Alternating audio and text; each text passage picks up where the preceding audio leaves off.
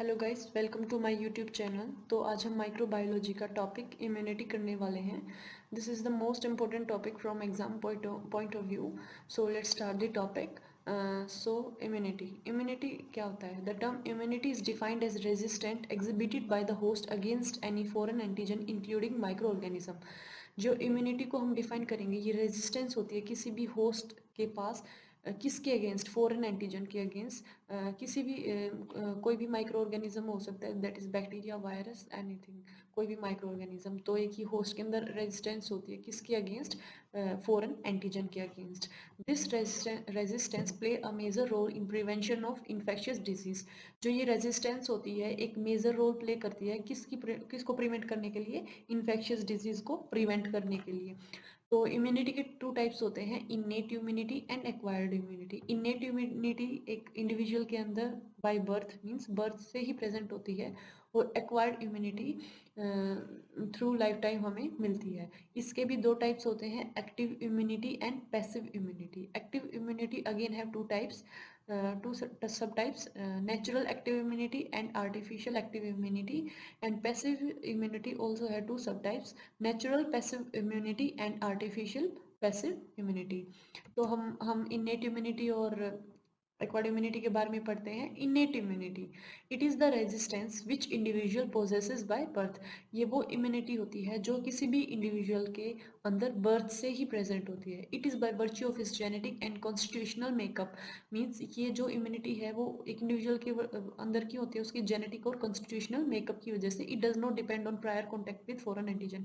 ये इम्यूनिटी किसी भी इंडिविजुअल के अंदर फॉरेन एंटीजन के कॉन्टैक्ट के होने के साथ ही नहीं आती, नहीं, ये उसके अंदर बाय बर्थ ही प्रेजेंट होती है। ज़रूरी नहीं है कि उसका फॉरेन एंटीजन के साथ प्रायर कॉन्टैक्ट हो। तो हम मैकेनिज्म पढ़ते हैं इन्नेट इम्यूनिटी का। तो हम एपिथेलियल सरफेस के अंदर पढ़ते हैं। एपिथेलियल सरफेस के अंदर आता है हमारा स्किन।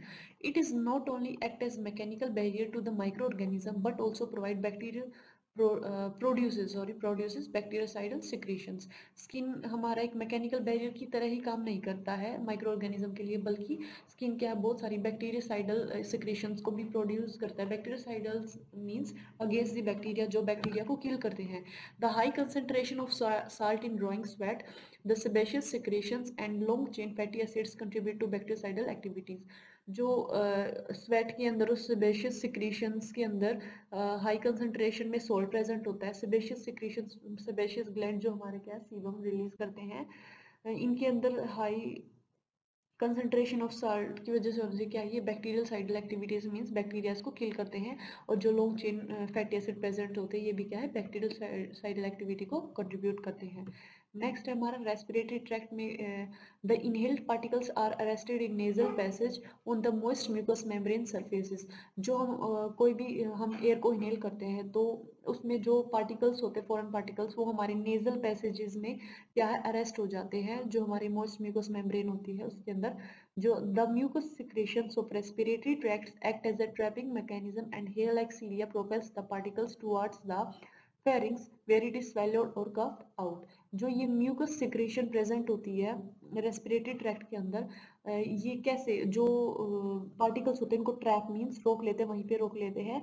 और जो हेयर लाइक सीलिया प्रेजेंट होते हैं हमारे रेस्पिरेटरी ट्रैक्ट के अंदर, वो उन पार्टिकल्स को क्या है, फेरिंग्स की तरफ प्रोपेल मीन फेरिंग्स की तरफ प्रोपेल आउट कर देते हैं, और वो कफ के थ्रू क्या है, बाहर निकल जाते हैं। The cough reflex act an important defence mechanism. और जो कफ रिफ्लेक्स होता है, जो खांसी आती है, क्या है, एक इम्पोर्टेंट डिफेंस मैकेनिज्म होता है हमारे बॉडी के लिए। नेक्स्ट है हमारा इंटेस्टिनल ट्रैक्ट। सम बैक्टीरिया में swallowed and are destroyed by acidic pH of gastric juices। हमें पता है हमारे स्टमक में क्या है, गैस्ट्रिक जूस प्रेजेंट होते हैं, वो हाईली एसिडिक होते हैं। तो अगर कोई भी बैक्टीरिया हमारे फूड के साथ हमारे इंटेस्टिनल ट्रैक्ट, हमारे स्टमक में चला जाता है, तो वो एसिडिक पीएच से क्या है, गैस्ट्रिक जूसेस का जो एसिडिक पीएच होता है वो उसको क्या है, डिस्ट्रॉय कर देता है। नेक्स्ट है हमारा conjunctiva. Tears have major role by flushing away bacteria and other dust particles.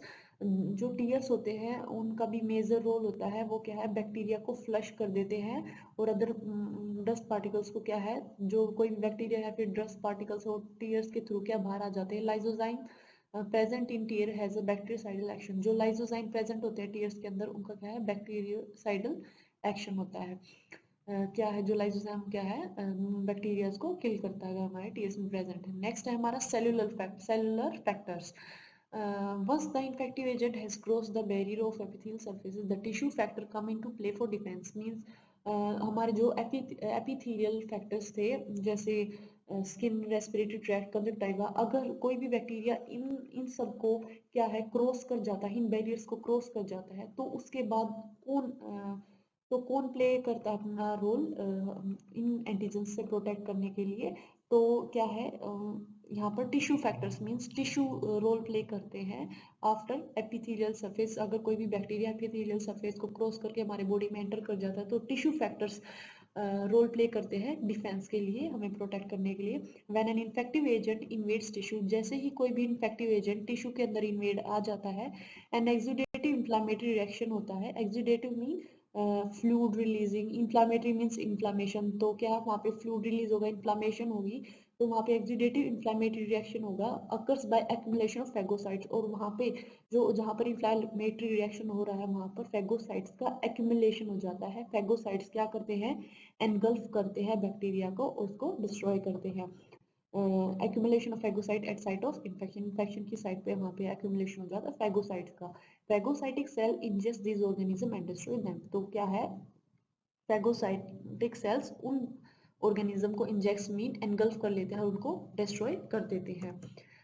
तो अब हम किसके बारे में पढ़ेंगे, अब हम एक्वायर्ड इम्यूनिटी पढ़ेंगे।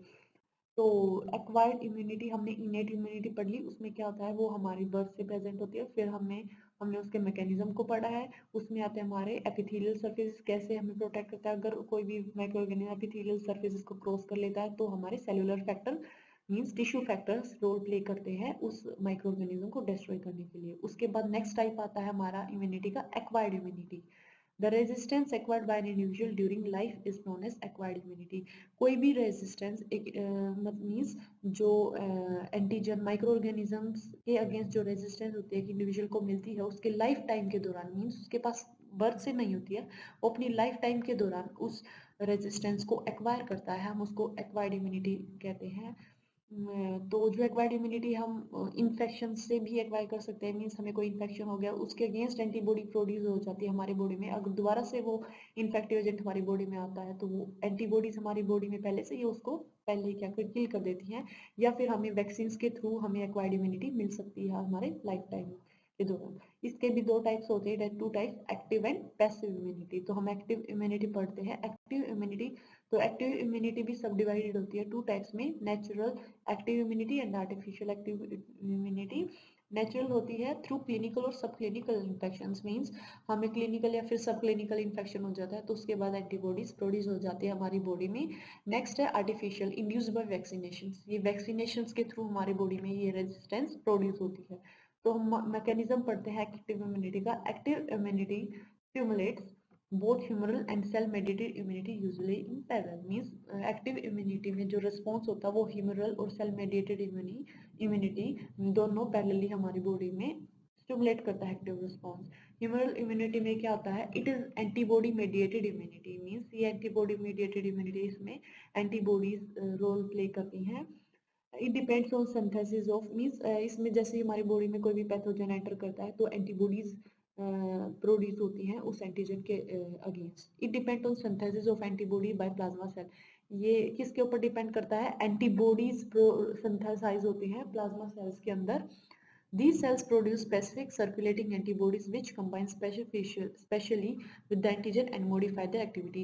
जो ये cells होते हैं वो सर्कुलेटिंग जो एंटीबॉडी सर्कुलेट करते हैं उनको प्रोड्यूस करते हैं और वो क्या है एंटीजन के साथ कंबाइन करेंगे, एंटीजन जो फॉरेन पार्टिकल्स से एंटीबॉडीज प्रोड्यूस होंगी और एंटीजन के साथ कंबाइन होके उनकी एक्टिविटी को मॉडिफाई करेंगी और उन एंटीजन को डिस्ट्रॉय करेंगी। तो फिर नेक्स्ट हमारा है सेल मेडिएटेड इम्यूनिटी, जो नेक्स्ट रिस्पॉन्स है ह्यूमरल इम्यूनिटी के बाद सेल मेडिएटेड इम्यूनिटी। तो सेल ये क्या है जो cell mediated, it depend on T lymphocyte develop against certain antigens, means इसमें क्या है टी लिम्फोसाइट डेवलप होते हैं सेल मेडिएटेड में बहुत सारे एंटीजन्स के against. The cell mediated immunity by sensitized T lymphocytes is important in resistant to chronic bacterial infections। जो सेल मेडिएटेड इम्यूनिटी होते हैं इसमें टी लिम्फोसाइट्स इंपॉर्टेंट होते हैं क्रोनिक बैक्टीरियल इन्फेक्शंस के अगेंस्ट, उनसे उनको रेजिस्ट करने के लिए हमारे टी लिम्फोसाइट्स इंपॉर्टेंट होते हैं सेल मेडिएटेड इम्यूनिटी में। फिर नेक्स्ट पढ़ते हैं हम एक्टिव किसके टाइप्स पढ़ते हैं हम अभी जो एक्टिव इम्यूनिटी एक्वायर्ड इम्यूनिटी है तो जो नेचुरल एक्टिव इम्यूनिटी हो गया एक्वायर्ड इम्यूनिटी के टाइप थे active immunity and passive immunity. तो एक्टिव इम्यूनिटी के दो टाइप थे natural active immunity and artificial active immunity. तो अभी हम नेचुरल एक्टिव इम्यूनिटी पढ़ रहे हैं। एक्टिव इम्यूनिटी के types natural active immunity it is acquired by natural सब क्लिनिकल और क्लिनिकल इन्फेक्शंस। अगर हमें कोई भी क्लिनिकल इन्फेक्शन होता है तो वो उसके अगेंस्ट एंटीबॉडी प्रोड्यूस होती है, वो एंटीबॉडीज हमारी बॉडी में प्रेजेंट रहती हैं। सच इम्यूनिटी इज लॉन्ग लास्टिंग। जो ये इम्यूनिटी होती है वो लिंग नहीं सॉरी लॉन्ग, यहाँ पे जो इम्यूनिटी होती है वो लॉन्ग लास्टिंग मीन्स हमारी बॉडी में लॉन्ग टाइम के लिए प्रेजेंट होती है। पर्सन रिकवरिंग फ्रॉम तो इसका एक एग्जांपल हो सकता है कोई भी पर्सन रिकवर कर रहा है स्मॉल पॉक्स इन्फेक्शन से तो उसके अंदर एक natural active immunity means small pox infection के अगेंस्ट क्या है एंटीबॉडी प्रोड्यूस हो जाती है। तो अगर दोबारा उसको लाइफ टाइम में स्मॉल पॉक्स होता है तो एंटीबॉडीज प्रेजेंट होती है उसकी बॉडी में और वो क्या है उस माइक्रो ऑर्गेनिज्म को किल कर देती है। नेक्स्ट है हमारा आर्टिफिशियल एक्टिव इम्यूनिटी।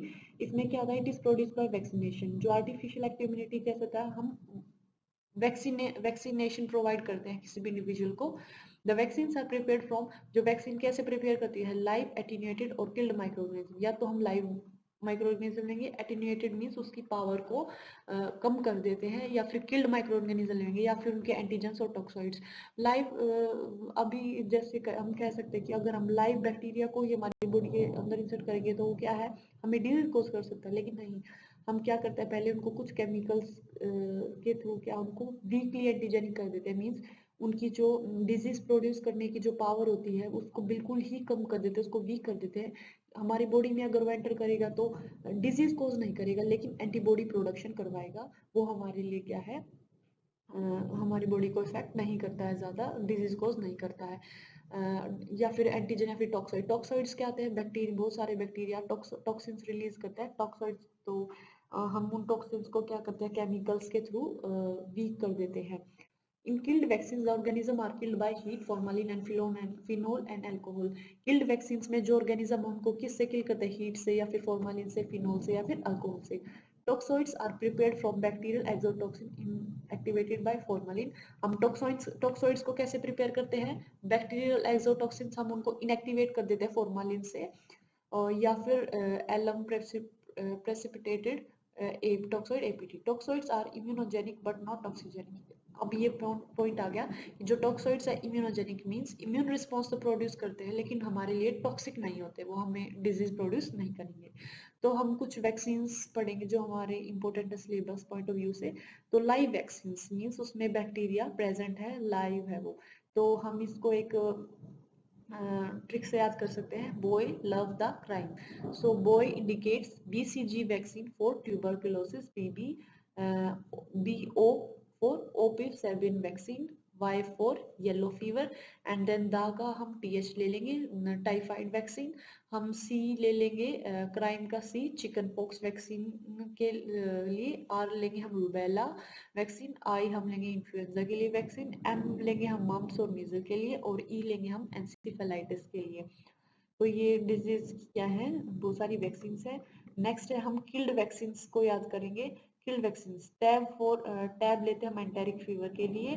न्यूरल और नॉन न्यूरल वैक्सीन होते हैं रेबीज के लिए। हेपेटाइटिस B वैक्सीन होती है। साक वैक्सीन फॉर पोलियोमाइलाइटिस और किल्ड कोलेरा वैक्सीन होती है बहुत सारे डिजीज होते हैं उनके लिए वैक्सीन है। फिर बैक्टीरियल प्रोडक्ट्स होते हैं मीन्स जो टॉक्साइड होता है टेटनस टॉक्साइड होता है टेटनस डिजीज के लिए और जो डिप्थेरिया टॉक्साइड होता है डिप्थेरिया डिजीज के लिए। फिर हम नेक्स्ट पढ़ते हैं पैसिव इम्यूनिटी। एक्वायर्ड इम्यूनिटी का सेकंड टाइप है ये। तो पैसिव इम्यूनिटी सब इसको भी हमने दो टाइप्स में डिवाइड किया है that is natural and artificial. Natural passive immunity क्या होता है through transplacental maternal IgG antibodies means placenta से मीन्स मदर से बेबी में ट्रांसफर होती है एंटीबॉडीज थ्रू प्लेसेंटा। तो मदर से बेबी में ट्रांसफर होती है IgG एंटीबॉडीज या फिर थ्रू ब्रेस्ट मिल्क भी ट्रांसफर हो सकती हैं एंटीबॉडीज। तो हमारी ब्रेस्ट मिल्क में हम कौन सी एंटीबॉडीज प्रेजेंट होती है, आईजीए, और मदर से बेबी में होती है आईजीजी एंटीबॉडीज ट्रांसफर होती है। जो आईजीजी एंटीबॉडीज यही स्पेसिफिक एंटीबॉडीज होती है जो प्लेसेंटा को क्रॉस कर सकती है। नेक्स्ट है हमारा आर्टिफिशियल। थ्रू जो आर्टिफिशियल में क्या होंगे, through anti serum injection. Anti serum injection देंगे मीन्स हम एंटीबॉडीज देते हैं, एंटीबॉडीज देते हैं इंजेक्शन के थ्रू एक इंडिविजुअल को, ताकि उसका जो इम्यून सिस्टम है वो स्ट्रॉन्ग हो सके। Passive immunity is induced by individual bye perform antibodies generally in the form of anti serum against effective agent और टॉक्सिन्स। मींस पैसिव इम्यूनिटी में, पैसिव इम्यूनिटी किसी भी इंडिविजुअल के अंदर हम कैसे इंड्यूस, कैसे प्रोड्यूस करेंगे, हम एंटीबॉडीज उस एंटी सीरम के मींस एंटी सीरम की फॉर्म में हम एंटीबॉडीज को एक इंडिविजुअल के अंदर क्या है इंजेक्ट कर देते हैं, जो क्या है किसी भी एंटीजन को और टॉक्सिन्स को क्या है उसके अगेंस्ट काम करती है। तो the immune system has no active role in passive immunity. हमारे इम्यून सिस्टम का पैसिव इम्यूनिटी में कोई भी रोल नहीं होता है। हम बाहर से मीन्स एंटी सीरम के थ्रू एंटीबॉडीज बॉडी के अंदर इंजेक्ट करते हैं, हम इसमें हमारी बॉडी का कोई भी रोल नहीं होता है, इम्यून सिस्टम का कोई भी रोल नहीं होता है। Protection start immediately after transfer of immune serum. जैसे ही हम इम्यून सीरम इंजेक्ट कर देते हैं, प्रोटेक्शन तभी स्टार्ट इमीडिएटली उसी टाइम स्टार्ट हो जाती है जैसे ही हम इम्यून सीरम को ट्रांसफर कर देते हैं। Passive immunity short lasting. जो पैसिव इम्यूनिटी है वो शॉर्ट लास्टिंग, ये शॉर्ट टर्म के लिए ही होती है। तो नेचुरल पैसिव इम्यूनिटी को डिटेल में पढ़ते हैं। It is transferred from the mother to foetus और इन्फेंट्स। मीन्स मदर से फीटस में या फिर फीटस, मदर से फीटस में होगी ट्रांसफर प्लेसेंटा के थ्रू, और मदर से इन्फेंट में ट्रांसफर होगी ब्रेस्ट मिल्क के through. Transfer of maternal antibodies to foetus transplacental and to infant through milk. तो क्या है, ये भी मैंने पॉइंट बताया कि फीटस से तो होगी प्लेसेंटा के थ्रू, और इन्फेंट के अंदर होगी थ्रू मिल्क। कोलेस्ट्रॉम प्रेजेंट होता है, उसके अंदर आईजी एंटीबॉडीज प्रेजेंट होती है, उनको प्रोटेक्ट करते हैं till their own immune system mature to function. वो उनको प्रोटेक्ट करते हैं ये एंटीबॉडीज जब तक बेबी का, इन्फेंट का क्या है, खुद का इम्यून सिस्टम मैच्योर नहीं हो जाता है फंक्शन करने के लिए। नेक्स्ट है हमारा आर्टिफिशियल पैसिव इम्यूनिटी। इसमें क्या आता है, it is through parenteral administration of antibodies. इसमें हम पेरेंट्रल एडमिनिस्ट्रेशन करते हैं एंटीबॉडीज का through injections. These agents use for artificial passive immunity are hyper immune sera of animal और ह्यूमन ओरिजिन। जो हम एजेंट्स यूज करते हैं वो क्या है, artificially prepared hyper immune sera होता है एनिमल का। लाइक हम क्या है मेनली जो एंटीजन्स हॉर्सेस में इंजेक्ट करते हैं, उससे जो एंटीबॉडीज प्रोड्यूस होती हैं हम उनको हॉर्सेस से ले लेते हैं, और फिर वो क्या है ह्यूमन यूज़ के लिए काम आते हैं। मेनली हॉर्सेस में किया जाता है, या फिर वो ह्यूमन ओरिजिन से होते हैं। कॉन्वल्सेंट सेरा ये मेनली वायरल डिजीज के लिए होता है। और पूल्ड ह्यूमन गामा ग्लोबिन, इसमें क्या होता है, जो डोनर ब्लड्स होते हैं उनके प्लाज्मा से हम पूल्ड एंटीबॉडीज लेते हैं। तो यूजेस क्या होता है पैसिव इम्यूनाइजेशन के, to provide immediate short term protection in non immune host. Mean जो नॉन इम्यून होस्ट होते हैं जिनकी इम्यूनिटी वीक होती है, तो उनमें शॉर्ट टर्म के लिए प्रोटेक्शन प्रोवाइड करने के लिए पैसिव इम्यूनाइजेशन की जाती है। नेक्स्ट है for suppression of active immunity विच में बी इंजूरियस। जो एक्टिव इम्यूनिटी होती है उसको सप्रेस करने के लिए जो क्या हमारे लिए इंजूरियस होती है। एग्जाम्पल है इसका, जैसे RH इम्यूनोग्लोबुलिन्स होते हैं डिलीवरी के टाइम पे, तो मतलब जो RH नेगेटिव मदर अगर कैरी करती है RH पॉजिटिव बेबी को, तो उसकी डिलीवरी ना हो RH एंटीबॉडीज की, तो उस टाइम पे ही यूज करते हैं हम पैसिव इम्यूनाइजेशन को for treatment of serious infections. जो सीरियस इन्फेक्शंस होते हैं उनको ट्रीट करने के लिए हमारे पैसिव इम्यूनाइजेशन काम आता है। That's all about our today's topic. I hope आपको समझ आया होगा। Please like share and subscribe my channel. Thank you.